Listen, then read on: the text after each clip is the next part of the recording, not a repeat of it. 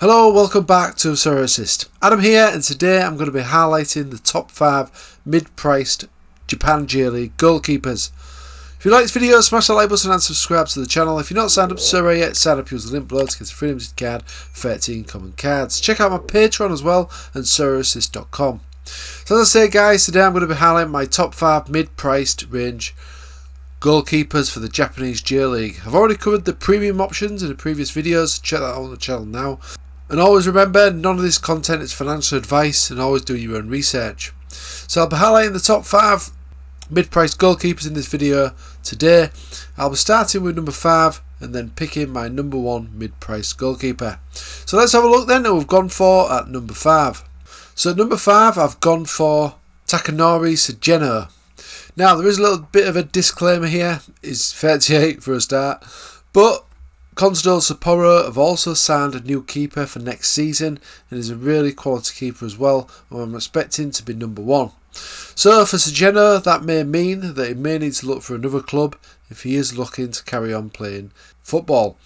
But he has had a really good season for Consadole Sapporo. He's been on really good form, so it doesn't look like he's ready to hang up his gloves just yet, but we will need to again research on this. But if he is looking to carry on playing maybe at a different team next season, then Sugeno could be a really cheap option here. So an L40 of 53 and L15 of 49.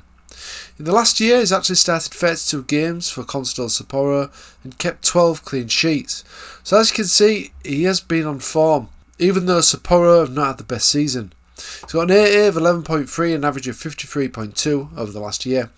Definitely one worth considering. If you can find some information on Sugeno potentially signing for another team, then this could be a real budget snip here. So coming in at number 4 is Shusaka Nishikawa, who plays for the Urawa Reds. He's 36 now and his contract is expiring, but we'll see if he does renew his contract at Urawa Reds. There's news that he does want to carry on playing, so whether that is at Urawa Reds or a different club remains to be seen. But as a decent goalkeeper, will be interesting to see if he does find regular first team football at Urawa Reds or at a different club. He's got an L40 of 51 and L15 of 51. The last year he started 41 games and he's kept 15 clean sheets, which is looking impressive. An average of 50.5 as well over the last year. So he's another potential punt, but could pay off if he does find first team football. So this one is another slight risk at number 3, Shinchi Konda. Now at the time of recording again, he is in the relegation battle with Shinshu S Pulse. But he's had a fantastic season still for them. So an L40 of 52 and an L15 of 53. So you might want to check, see if he is going to stay at Shinshu S Pulse if they stay up, or if he is going to find some football somewhere else. In the last year he started 41 games and kept 14 clean sheets. He's got an average of 50 in the last year. So again, it's another potential punt in terms of a cheaper looking goalkeeper.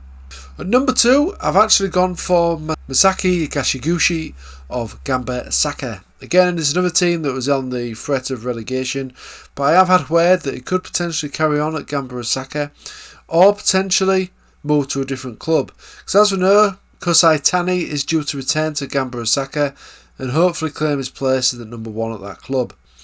Higashiguchi though doesn't look like he's still got the talent to be a top goalkeeper, potentially signing for a new club at one of the promoted teams. That is the rumour at the time of recording.